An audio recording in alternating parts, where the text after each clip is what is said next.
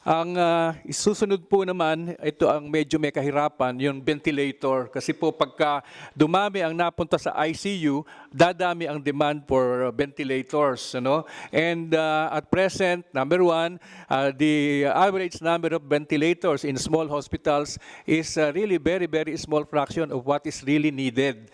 And secondly, bigla pong humirap mag-import ng ventilator kasi nag-aagawan sa supply ng ventilator.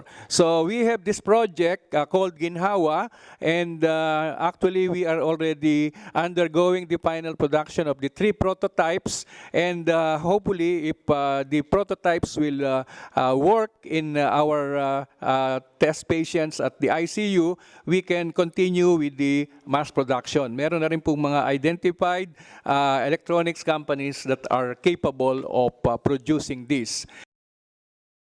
Nagtawag na kami ng ibang gustong mag-develop, hindi lang yung UP Manila. So, nung pong Tuesday ay, Friday ay merong nag-attend na at around 8 other interested groups to do the ventilator research. For example, ang Don Bosco po, ang Mapua, okay, ay nag-propose din sila na sabayan na sila. Hindi naman kailangan isang grupo lang po ang pwede namang sabay-sabay. For the mobile clinic for LGUs, mobile clinic is a self-contained vehicle equipped with a medical team that can provide healthcare services. And mobile clinics may be a flexible and viable option for treating isolated and vulnerable groups, especially during the enhanced community quarantine. The setting up of mobile clinics in LGUs should follow these considerations. But before I enumerate what these considerations are, Mr. President, the provision of mobile clinics is already being done by the local government units, governors, the city mayors, and the municipal mayors as well. Anyway, the considerations in setting up mobile clinics are the following. The doctor consultation setup must include use of face shield, consultation booth with protective plastic coverings. Healthcare workers, doctors, nurses, pharmacists, dentists must follow the 1 meter distance from patients and wear face masks during consultations. Presence of security personnel is essential to control the crowd, specifically the patients seeking consultation. And lastly, the number of patients to be accommodated by the mobile health team should be limited to prevent mass gathering of people, which is consistent with our guidelines in the implementation of the enhanced community quarantine. Humingi po ako ng certain essential information sa Bureau of Immigration regarding yung actual na arrivals and departures plus yung mga carriers that continue to operate. Baka po ang Department of Foreign Affairs at saka ang Department of Tourism ay meron din pong sariling data. Pero meron po akong gustong i-report very briefly as to the status of international travel based on data supplied by the Bureau of Immigration, sir, if you don't mind. So, sir, although on a limited scale, patuloy pa rin po ang arrival at saka departure ng mga international passengers. Yung po mga parating, Mr. President, ang classification po nila, definitely yung mga overseas Filipino workers, seafarers, mga returning Filipinos po, mga returning residents, foreign spouses po nito mga bumabalik na Pilipino, pati po yung kanilang mga anak, diplomats, and also foreign crew ng mga aircraft, vessels, and so forth and so on. Yung mga palabas naman po, yung mga departure, ang profile po ay karamihan mga overseas Filipino workers pa rin po na inauthorize natin na mag-work abroad. Mga permanent residents po abroad na mga Filipino, pero permanent residents abroad po sila. Student visa holders, at saka siyempre po mga foreign nationals who want to return to their countries. For the period April 1 to 20 po, itong present month, ang overseas Filipino workers po na dumating ay nasa 16,744. Yun po namang umalis, palabas, na OFW, konti lang po ito, based on data ng Bureau of Immigration, 851 pa lamang po. Doon sa buwan na yon, itong April 1 to April 20. Yun naman po mga non-OFWs na Filipinos po na dumating, marami po, 27,062. At ang umalis naman po during the same period ay 4,164 lamang. Ngayon po, commercial flights ay nagpapatuloy pa rin po, pero on a very, very limited schedule ang kanilang arrivals and departures. Ang karamihan po sa mga airlines na ito ay kasama po ang Hong Kong Airlines, Cathay Pacific, Eva Air, All Nippon Airways, Royal Brunei, China Airlines, Qatar Airways, Korean Air, Asiana Air, Singapore Airlines, Japan Airlines, Kuwait Airways, Gulf Air, Malaysia Airlines, Etihad, Emirates, Jetstar, at Saudia. Yun pong marami pong nagkaroon na repatriation flights para po doon sa mga foreign workers natin na kailangang ibalik dito sa atin or gusto na pong bumalik sa atin. So marami rin po yung bumalik na by way of repatriation. Yun sa mga foreign nationals naman po, ang arrivals po, hindi lang po declassified kung anong nationality, pero po for the same period, Mr. President, meron pong record ang immigration na dumating na 914 foreigners during that period of April 1 to April 20. That's the report of the Bureau of Immigration, Mr. President. I don't know if DFA or DOT would have something to add to this information. Yes, Verna. Yes. Mr. President, well, foreigners as a general rule are not allowed because all issued visas were canceled as of March 22. And all visa waiver agreements were suspended as of March 22. Definitely no tourists are allowed in the country. So those are allowed, as what Sec. Guevara has mentioned, are foreign spouses and children who are traveling with the Filipino national, and foreign government and international organization officials and their dependents. Of course, the OFWs. But tourists, zero.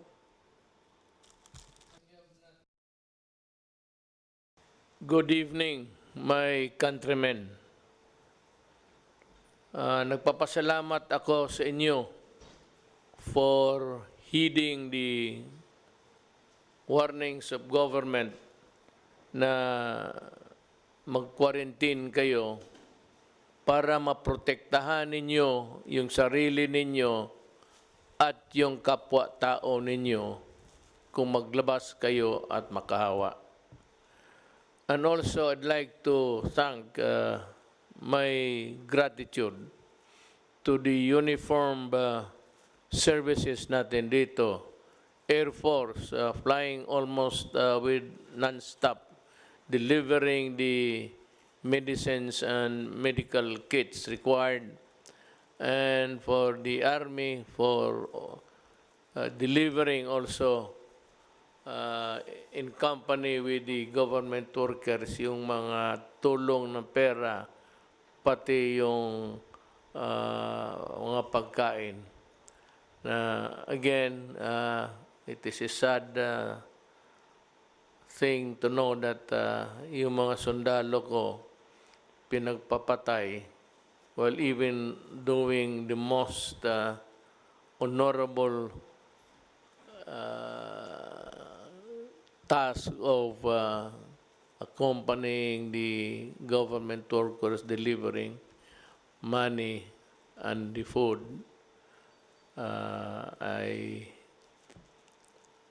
I'm so sad about this development, but there will always be a time for reckoning. There is no more peace talks to talk about. I am not, and I will never be ready for any round of talks. Kasi simply the NPA, the Communist Party of the Philippines, has no respect either for their spoken words or in their deeds of killing soldiers who are on humanitarian missions. Now, kulang pa tayo, we are still in the process of magbibili pa tayo ng maraming personal protection kits for our frontliners at ating mga medical people.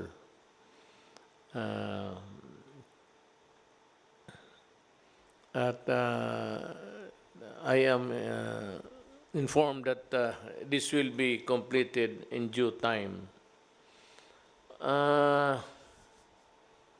Ang utos ko ngayon is i-deliver ninyo yung medicines kay General Galvez, Secretary Galvez, sa kanya. Huwag na sa City Health because City Health has no manpower to attend to all of these things. Ito naman kasi sa Galvez, he can distribute the burden to the different participating government agencies.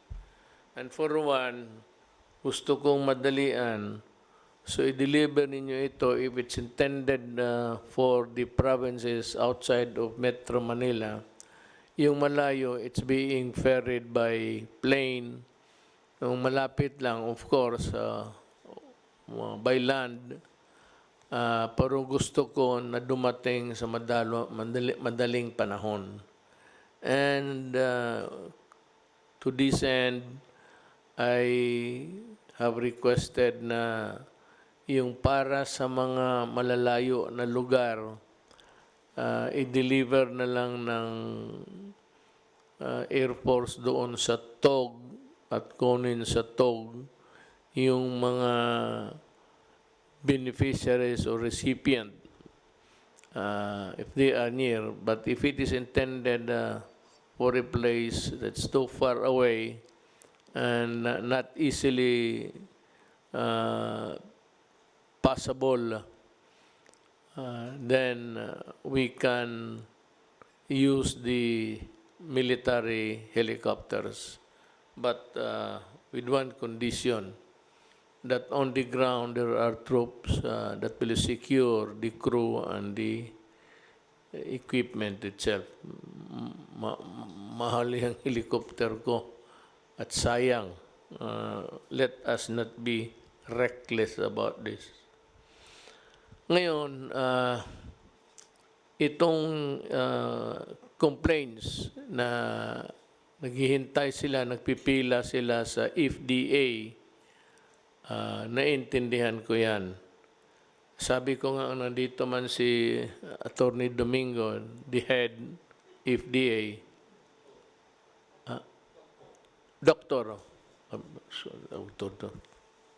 Doktor pala ito, sige ako, kanina pa ako sabi, Attorney, mukhang abogado ka kasi.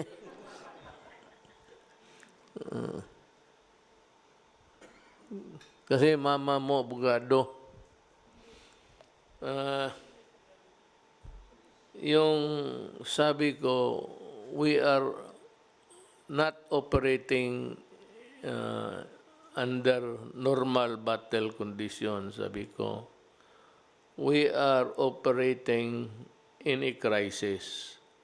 Kaya, sabi ko, for the FDA and yung kay Boy, Secretary sa DOST, magdoble sila ng tao, and the FDA, pati yung mga laboratories ng DOST Boy, your offices must run 24 hours. So magdagdag kayo ng maraming medtech o yung mga nakagraduate na ng doktor, naghihintay lang ng results, or anybody nandyan sa health services, if you want to give your services, volunteer, I have authorized this both this itong dalawang opisina, FDA pati yung DOST, to employ as much as many that would be required para magmadalian and to enable the agencies to work day and night. Sabi ko kasi we are fighting a war here, a crisis. So yun ang gusto kong masabi sa inyo. And yung hindi pa nakatanggap, let us know by radio or what. Magreklamo kayo ng mga radio stations ninyo dyan o doon sa mayors ninyo, barangay captain when the mayors. Yan ang ating configuration ng gobyerno natin. Governors, mayors, municipal mayors, city mayors, barangay captains. Yan, mag-report kayo dyan, and it's a matter of just using a cell phone. Lahat naman ng cellphone, you can report to the governor, or the governor will just ask Malacanang kung sino pa ba ang those who were left behind. Sino pang hindi nabigyan. Kasi pagbigyan namin lahat.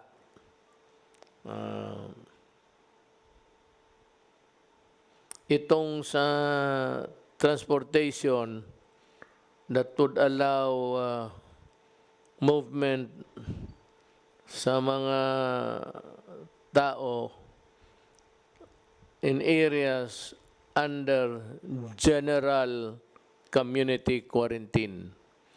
Pero maghintay kayo sa final orders kasi pinaplansya pa namin to.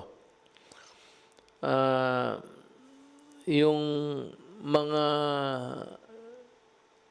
tindahan, yung mga bazaars, mga malls, big or small, it behoves upon you to see to it that the workers are protected.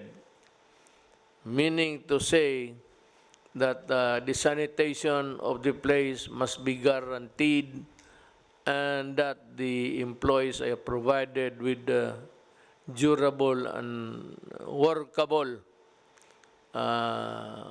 masks. And aside, I said, from sanitizing the place every now and then, when you ask us to open, we agreed, but there are the protocols to be followed. May not immaculately clean, but just sanitize it for COVID not to thrive. Tapos, endangering your employees. Now to the PNP, marami yung makita mo ngayon kasi kukulang ang sakyan eh. But there are people who are forced to travel for a host of reason. One is nagkasakit, gusto pumunta ng ospital. One is wala talagang masakyan. Tapos may babae, matanda, bata, o kaya babaeng naglalakad. For all you know, she might really be a worker, a frontliner, or whatever. Lalo nga walang masakyan, the police must stop at pasakinin niyo itong mga babae na ito, ang mga tao na ito, at ihatid ninyo sa lugar nila. Total, kung hindi, kung malayo pa, ikarga ninyo,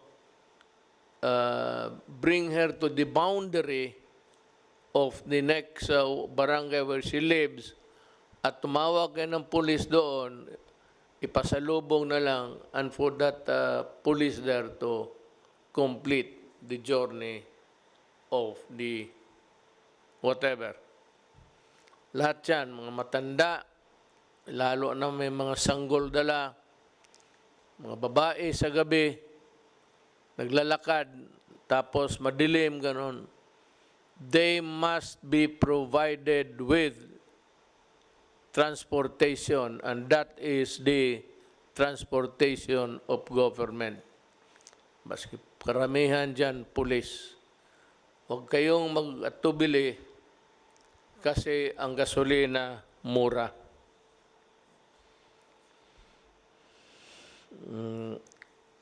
Yun lang man siguro. Wala naman akong malapit na. Yung iba naka-lockdown pa rin.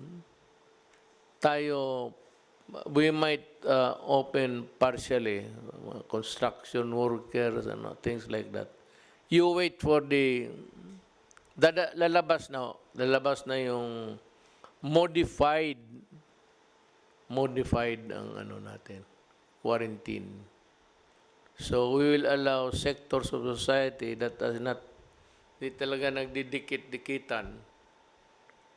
Ang problema nito kaya modified muna eh.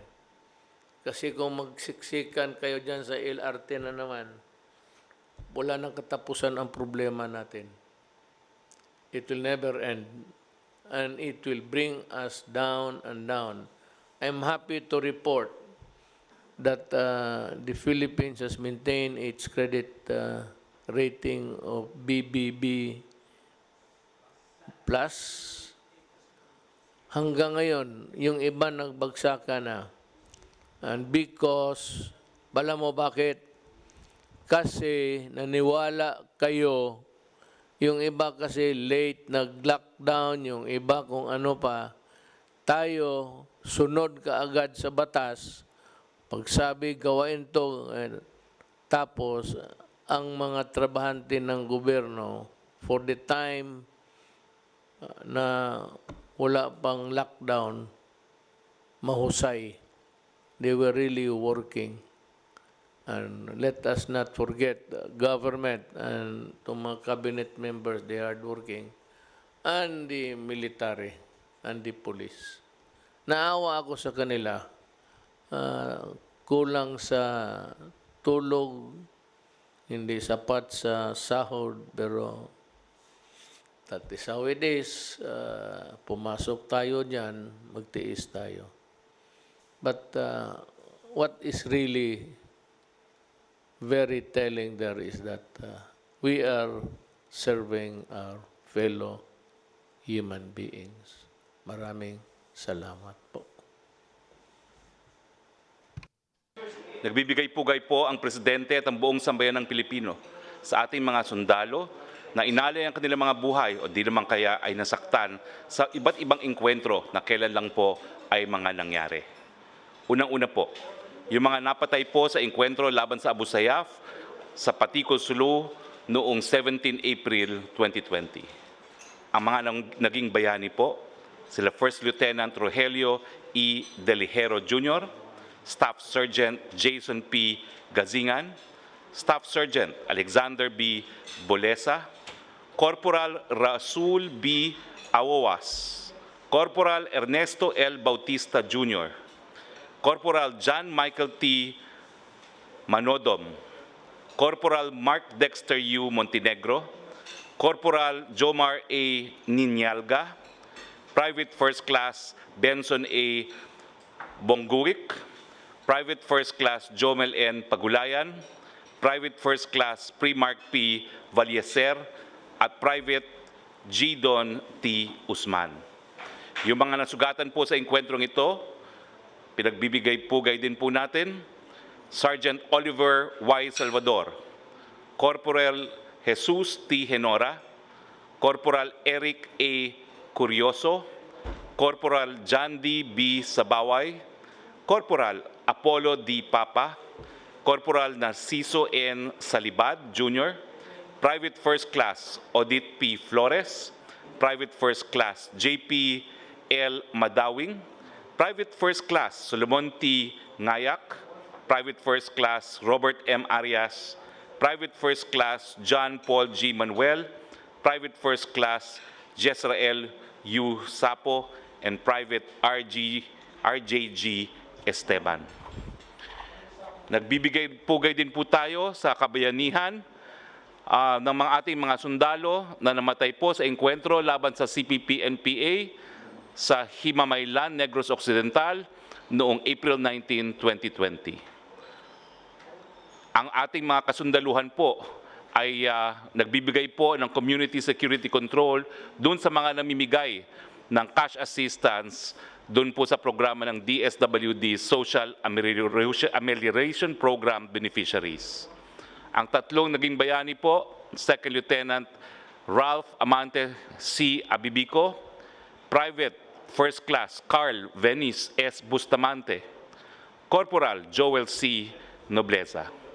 Ang mga nasugatan po, Corporal Lismer J. Tumayaw, Corporal John Chris M. Laus, Private First Class John Paul M. Johnson, at Private First Class Alexis I. Mepranum. Meron din pong 8 wounded in action nung nagkaroon po ng engkwentro laban sa Abu Sayyaf sa Patikon, Sulu noong 22 April 2020. Sila Second Lieutenant Cesar de Vera Lipana, Staff Sergeant Jerwin Badong Uday, Corporal Julie Montebon, Corporal Warren Datoon, Corporal Jeston Gaceta, Corporal Jeffrey Aizon, Private First Class Bernard Tuday Beag, Private First Class Jener Bareo. Meron pong isang naging bayani doon po sa engkwentro laban sa CNT members sa San Fernando, Masbate noong April 19. Ang napatay po ay si Corporal Christopher A. Desalisa. Doon po sa engkwentro laban sa CNT members sa Aurora noong 21 April 2020. Itong mga napatay po at nasugatan ay ganun din po, nagbibigay po sila ng advanced security patrol para po sa operation o para po doon sa mga namibigay ng cash assistance ng DSWD's Social Amelioration Program beneficiaries. Ang mga namatay po, Private First Class Jackson M. Malyari, Private First Class Ken Lester L. I. Sasapan, at 3 pong sugatan, Second Lieutenant JVS Sagragaw, Corporal Rondi D. Polancos, Private First Class Clarence N. Urpilia. 2 pong nasugatan doon sa engkwentro laban sa CNT members sa Paquibato District, Davao. Ganun din po, sila po'y pabalik na sa kanilang base matapos po bigyan ng security yung mga namimigay ng cash assistance ng DSWD Social Amelioration Program beneficiaries po. Ang 2 nasugatan po ay si Sergeant Gerald L. Ignacio, Private First Class Ryan John D. Binasbas. 2 rin po naging wounded in action doon po sa engkwentro sa CNT members sa Victoria City, Negros Occidental noong 24 April 2020. Sila po ay si Corporal Rami Chife, si Corporal Louis T. Maghanoy. At isa po ang naging wounded in action sa isang police operation doon po sa encounter with unidentified suspects in Barangay Rizal, Monreal, Masbate. Siya po'y pinaputukan matapos po bigyan ng seguridad yung DSWD employees na namimigay ng Social Amelioration Program sa mga beneficiaries. Ito po si Police Corporal Romel A. Bartoloy. Nagpapasalamat po kami dun sa ating mga bagong bayani at pinararating po ng Presidente at ang buong sambayanan ang aming pakikiramay sa mga namatayan at ang pasasalamat po ng buong bayan. Nagpapasalamat din po kami sa mga iba't ibang mga gobyerno at pribadong mga organisasyon na namigay po ng tulong sa ating bayan dahil nga po dito sa COVID-19. Ito po ay ang gobyerno ng Republic of Korea, ang gobyerno po ng United States of America, ang Ministry of Health ng Government of Brunei, Ambassador Wang Xilian ng China, International Atomic Energy Agency, Asian Development Bank, ang Taipei Economic and Cultural Office, si Senator Win Gatchalian at ang kanyang pamilya, ang Okada, ang Soler, ang Asian Gaming, Mr. Charlie Gonzalez, Mr. Simon Paz, ang Dating Daan, Ms. Grace Tan ng Jollibee Food Foundation, si Kenneth Yang po ng McDonald's Kindness Kitchen, si Frank Lau po ng Gloria Maris Green Hills, Mauro Agustins and Jerome Tuguin of KFC, si Dr. Jaime Cruz, ang Modern Cancer Hospital ng Guangzhou, China, ang Koho Kunshin Kokuakai Social Welfare Foundation, ang National Radio and Television Administration ng Fujian Provincial Administration of Radio and Television, Guangzhou Radio and Television Station, ang Joint U.S. Military Assistance Group, ang Federation of Indian Chambers of Commerce Incorporated, Federation of Filipino-Chinese Chamber of Commerce and Industry, ang Sichuan International Expo Group, ang Project Ugnayan, Bloomberry, Globe Telecoms, Metrobank, Coca-Cola Philippines, ICTSI, Andrew Tan Group, Megawide, Pepsi Corp, Fastel Service Inc., Nature Spring, Trend Micro, Taiwanese Compatriot Association of the Philippines, Hytera Communications Corporation, Beco Philippines Corp., Otsuka Solar Philippines, One Marikina MRRD and Lions Club, Philippine Kipao Cultural Association, Philippine Rovin Development Corporation, Diamond Motors, Road Engineering Association of the Philippines, Wilcon Depot Inc., Pilipinas Shell Foundation, Korea Quality Assurance, Shanghai Nanjiang, Korean International Cooperation Agency, Christ of Jesus Christ of Latter-day Saints, HTP Clothing, Deluxe Pharma International Inc., Mr. Ramon Tulfo, Mr. Nicky Romero, Mr. Raymond De Los Santos, Mr. Carlos Gonzalez of GC8 Kenming Inc., Mr. Jacques Dupasquier, Mr. Kim Wong, AstraZeneca Pharmaceuticals Inc., Philippine Institute of Civil Engineers, Mandawi Foam, Denso Philippines, Vikings Luxury Buffet, Binalot, Heaven's Touch Cuisine, The Lunchbox Project, Frontline Feeders, Cebu Pacific, Safeguard, Bello Medical Group, Rabisco, Oyo Hotels and Homes, Boy Scouts of the Philippines, Towns Foundation, Art Relief Mobile Kitchen, Gokongwei Brothers and the Generics Pharmacy at Hotel Sogo. Imposible po siguro na pasalamatan namin lahat ng mga tumulong sa ating bayan ngayon, pero nagpapasalamat po ang ating Presidente at ang buong sambayan ng Pilipino sa inyong tulong. Nagpapatunay po yan na kakayanin natin to dahil meron po tayong bayanihan. Maraming salamat po.